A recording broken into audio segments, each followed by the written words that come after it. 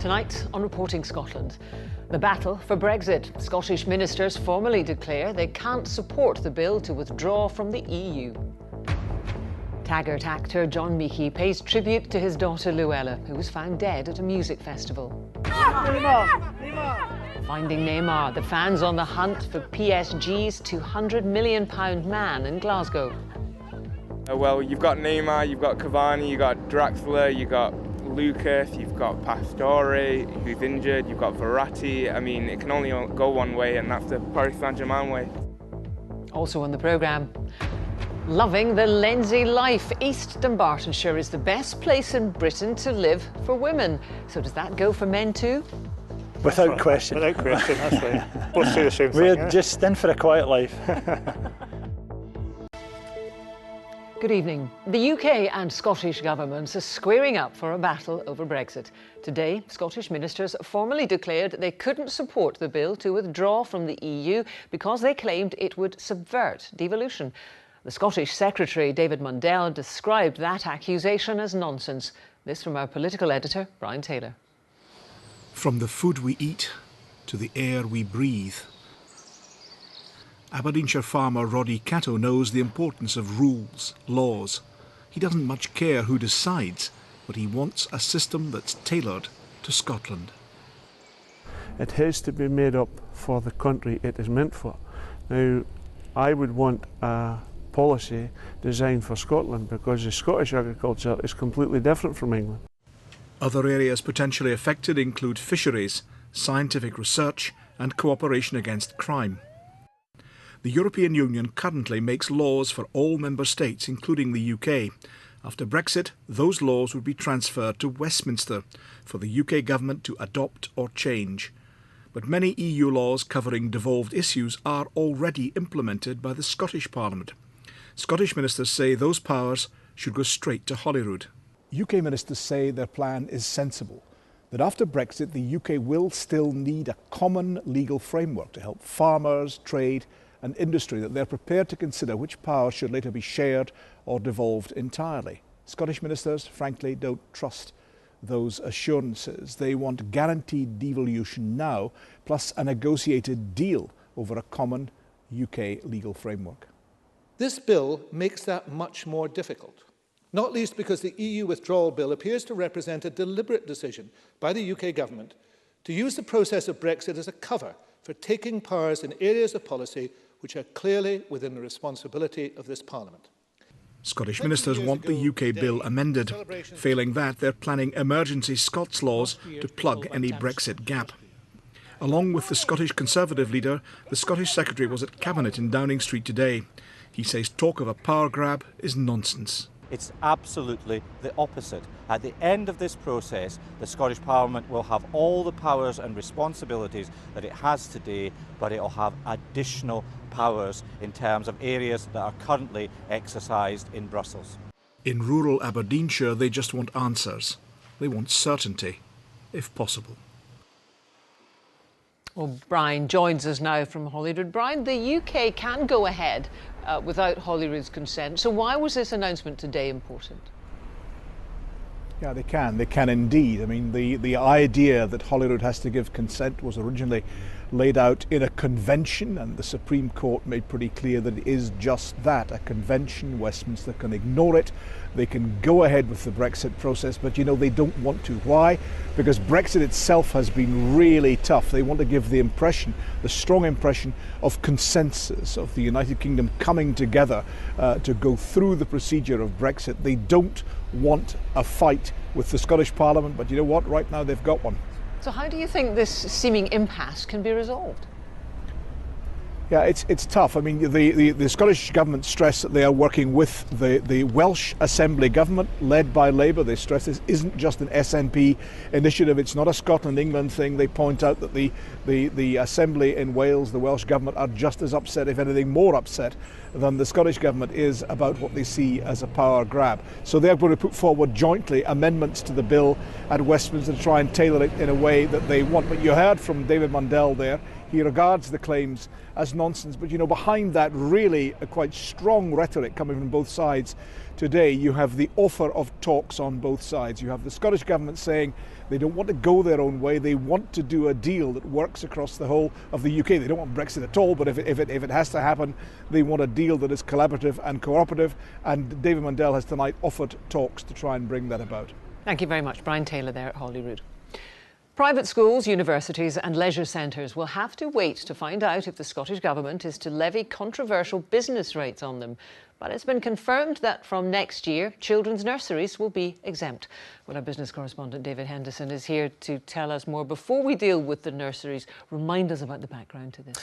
Well, Scotland's businesses don't pay council tax. Instead, they pay business rates, and they're based on the rental value of the premises. But there's been a lot of concern in recent years that the system is out of date, that some businesses are paying too much, some are paying too little or not at all. And that's prompted the government to order a review. Now, that review was published last month. It said lots of changes are needed and lots of organisations should pay rates which are not paying them just now. But one key recommendation was that childcare deserved more help. Nicola Sturgeon happens to agree, the First Minister announcing that earlier this month. She said that will happen. So day nurseries will be given 100% tax relief, so they'll be lifted out of the tax system altogether. So good news for nursery owners, but uncertainty still for the other organisations. That's right. On some of these key questions, it's a case of wait and see. So the review had said that some groups, mostly charities, should be paying business rates, but don't right now. So that includes councils, which set up these curious arm's-length bodies to run museums and leisure services. It works for them.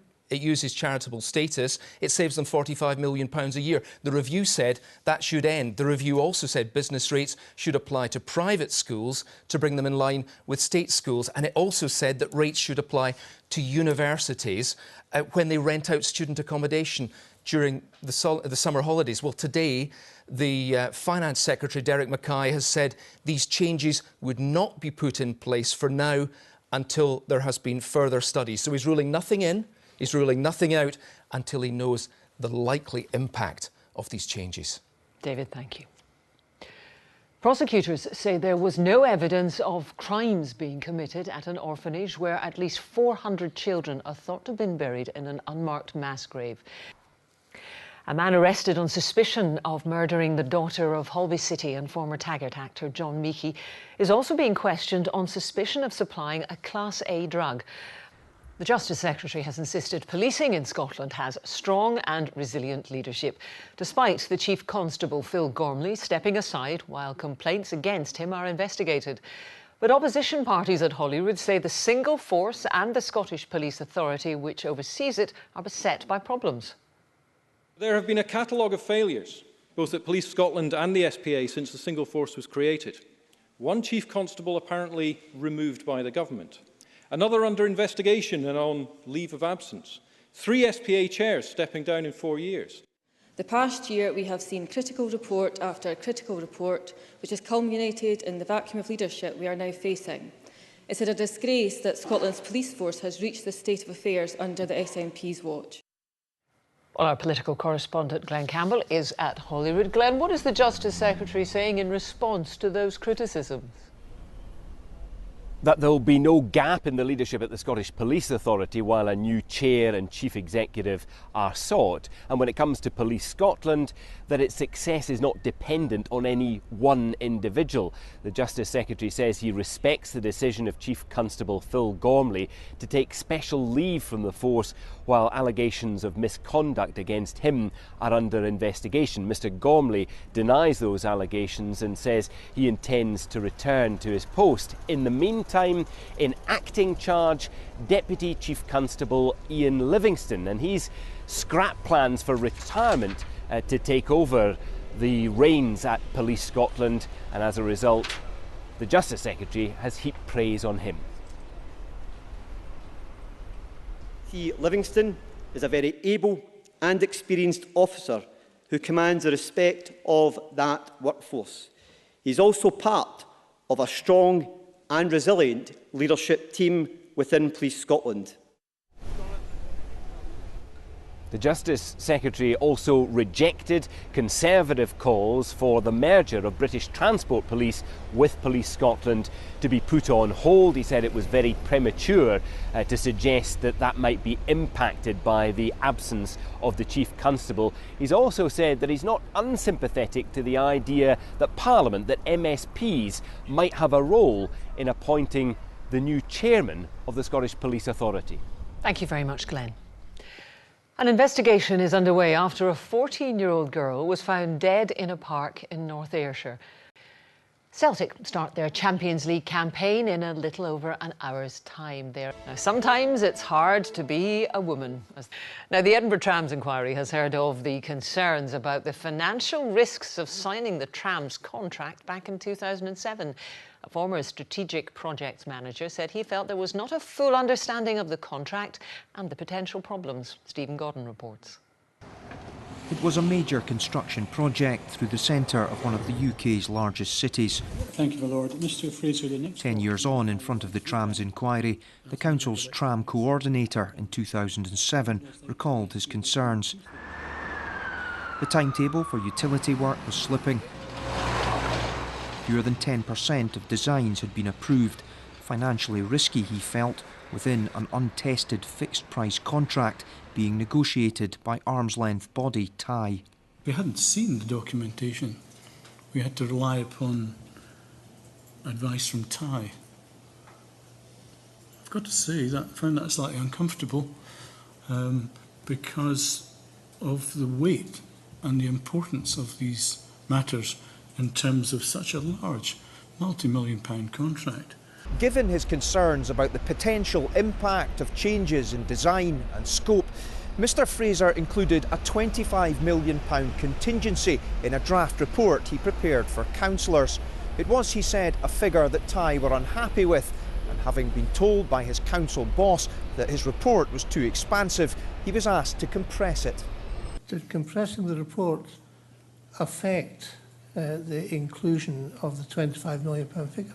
Yes, it did. How did it affect that? It was removed. Good.